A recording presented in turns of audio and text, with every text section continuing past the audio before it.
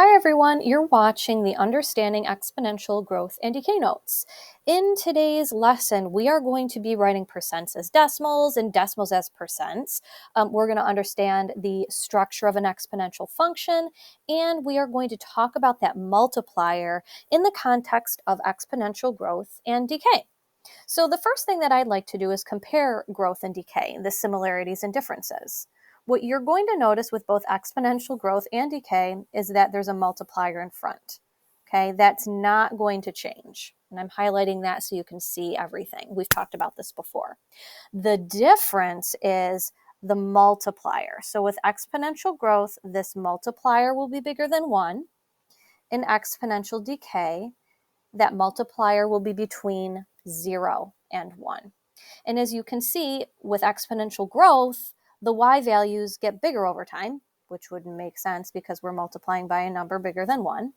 And then with the exponential decay, the numbers in the y will get smaller over time, hence why this is increasing and this graph is decreasing.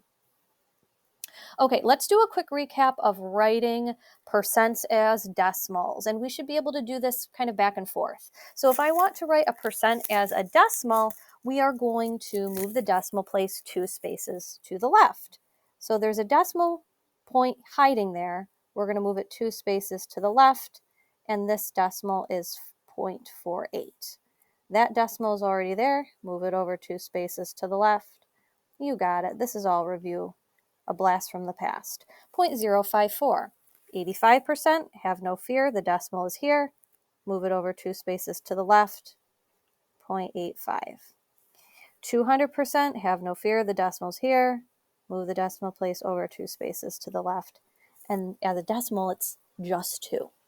Okay, so this is one way of looking at it. I'm going to show you 2 ways to look at exponential growth and decay, and this will carry into tomorrow's notes as well. The first thing that I want to talk about is this comparing to the number 1. So we are either going to compare to the number 1 or compare to 100%. So based off of what we just talked about, 60% as a decimal is going to be, I don't know why this isn't working, there we go, 0.6.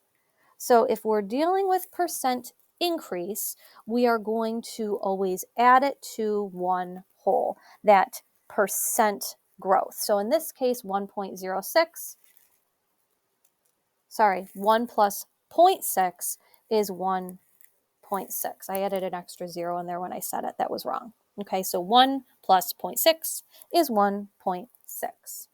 Percent decay, on the other hand, means that we are going to subtract that decrease from one whole. So 60% decrease is still 0.6, but we will subtract it. So 1 minus 0.6 is 0.4. So if you take a look at these 2 examples quickly before we move on to the next step, is that you are going to notice that with a percent increase, it's really easy to see what the percent increase is because 0.6 is really 60% increase.